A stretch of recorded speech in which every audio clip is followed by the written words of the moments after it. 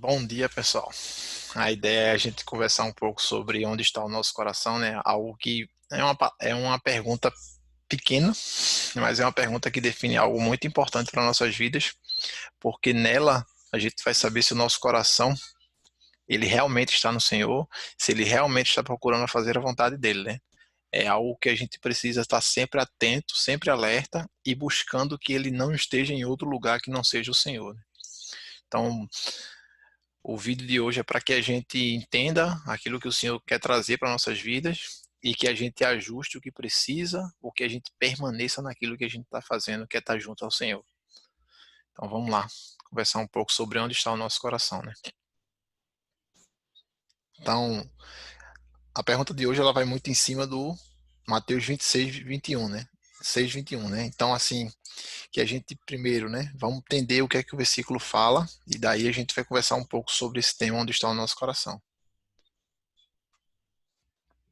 Então, o que é que o versículo fala, né? Pois onde estiver o seu tesouro, aí também estará o teu coração. E aí, qual tem sido o nosso tesouro? Será que temos vários tesouros? Ou o nosso tesouro é único, o Senhor?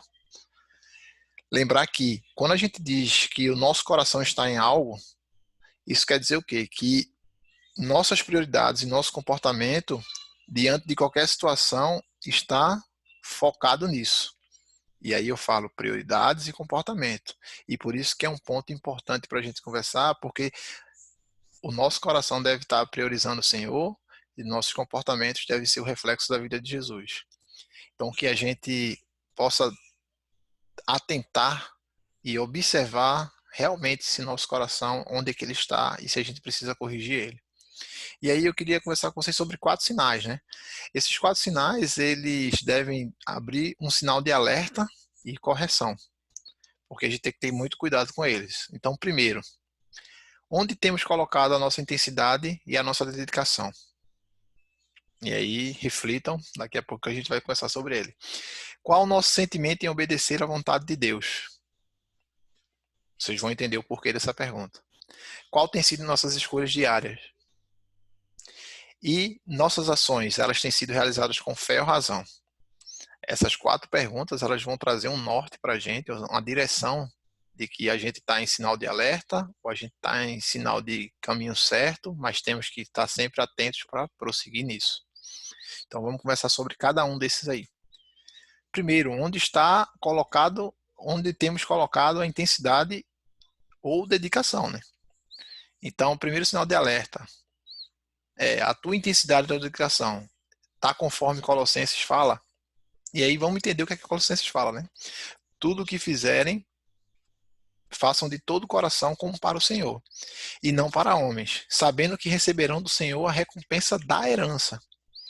Então, que a gente entenda a primeira coisa aí, que tudo que a gente fizer, a gente deve fazer de todo o coração, ou seja, com intensidade, como para o Senhor. Então, o que temos feito, o que temos colocado intensidade, está tendo esse objetivo como para o Senhor? Se não tiver, esse é o primeiro sinal de alerta. A intensidade ela tem que existir, mas esse complemento de como para o Senhor, e aí esse ponto é o ponto importante. A intensidade ela tem que fazer parte das nossas vidas diariamente, mas essa intensidade com esse objetivo, como para o Senhor. Então, que a gente associa aí, tenha cuidado com a intensidade que a gente possa estar colocando em coisas que não são do agrado do Senhor ou não são a vontade dele.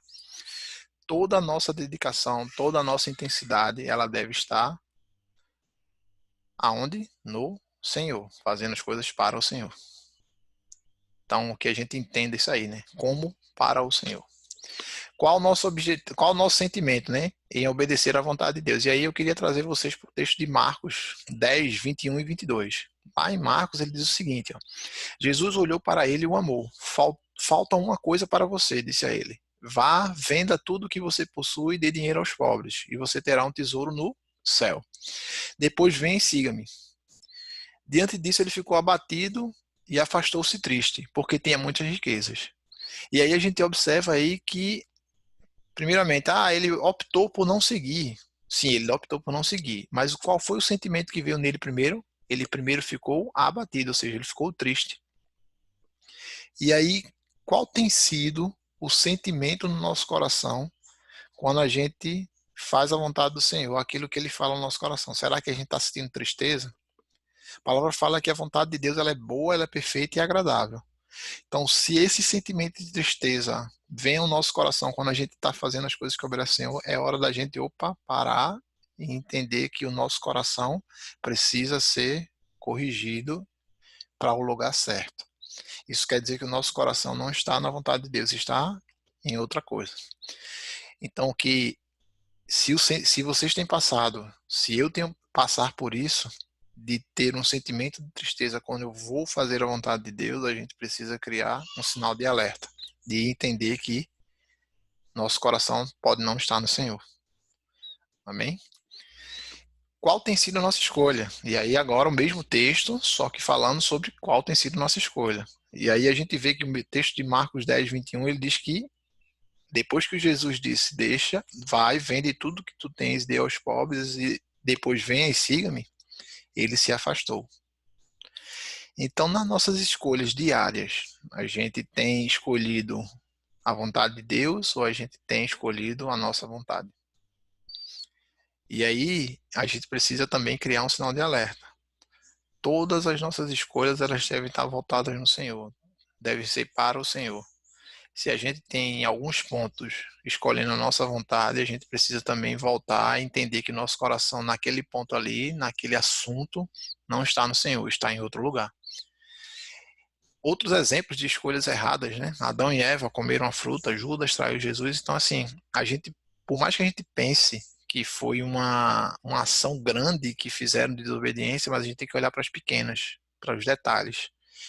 Então, nossas escolhas, da mínima à maior escolha, a gente tem que ter essas escolhas voltadas para a vontade de Deus.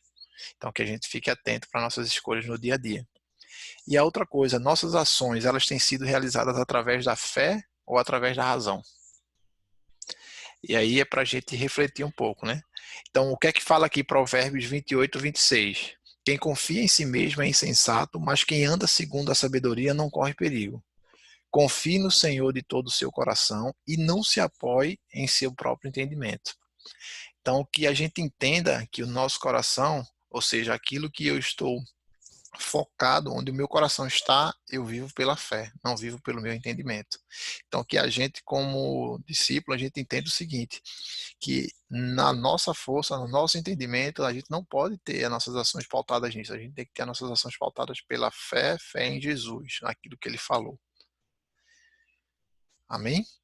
Então, assim, baseado no que a gente conversou até agora, a gente já entendeu que temos que estar sempre observando o nosso coração dia a dia, todos os momentos, para que a gente não tenha intensidade no lugar errado, para que a gente não venha sentir tristeza quando estou fazendo a vontade de Deus, para que eu não tenha escolhas erradas, quer seja pequena ou uma grande coisa, e para que eu sempre viva pela fé. Se a razão estiver dominando, é um sinal de alerta grande. Então, que a gente entenda isso como sinais que a gente tem no nosso coração para nos alertar se estamos indo no caminho certo ou não. Se não estamos, vamos voltar para o caminho certo, se arrepender e voltar. Se estamos, é permanecer vigilante sempre. Então, tem uma promessa do Senhor, né? Por quê, né? A gente tem que ter sempre cuidado com o nosso coração, porque olha a promessa do Senhor que ele diz, né? Darei a vocês um coração novo e porei um espírito em vocês novo em vocês. Tirarei de vocês o coração de pedra e em troca darei um coração de carne. E em Ezequiel também, o que é que ele fala? Darei a eles um coração não dividido e porei um novo espírito dentro deles. E tirarei deles o coração de pedra e lhes darei um coração de carne. Então o Senhor já prometeu, já falou para a gente no Antigo Testamento que ele daria para a gente um coração novo. E esse coração novo tem que ter um único tesouro, que é o Senhor, que é a vontade de Deus. Então, se ele já prometeu, a gente precisa agora, primeiro, absorver isso, ou seja, receber isso, esse presente do Senhor, que é esse novo coração, e fazer com que esse novo coração seja guiado pelo Senhor. O que devemos fazer, né, para que isso além dessa promessa de receber ela, aí precisa de uma ação nossa, né? E aí o que é que a gente precisa fazer, né? Filho meu, atenta para as minhas palavras, as minhas razões inclina o teu ouvido. Não as deixe apartar dos teus olhos, guardas no teu coração. Então, além da promessa do Senhor de nos dar um novo coração, um coração que obedece, que segue, que faz a vontade de Deus, que tem o Senhor como o tesouro, ele também nos orienta aonde, em Provérbios, que a gente atente, ou seja, a gente fique atento às suas palavras e que a gente incline nossos ouvidos às vontades do Senhor e que a gente guarde elas no nosso coração. Então, que a gente daqui em diante receba, né, essa palavra do novo coração, entenda que temos um novo coração, entenda que temos uma ação a ser feita que é ouvir a palavra de Deus, inclinar o nosso ouvido e guardar todo o ensinamento dele no nosso coração e praticar. Queria compartilhar isso com vocês hoje e profetizar que daqui para frente o nosso coração todos os dias, todos os minutos, todos os segundos estarão na vontade de Deus e que naquele momento em que eu ver que o meu coração está em outro lugar, através desses 4 tópicos, eu preciso parar, pedir perdão, me arrepender e voltar à vida para onde ela estava, debaixo da vontade de Deus. Amém? Fiquem na paz aí e um abraço.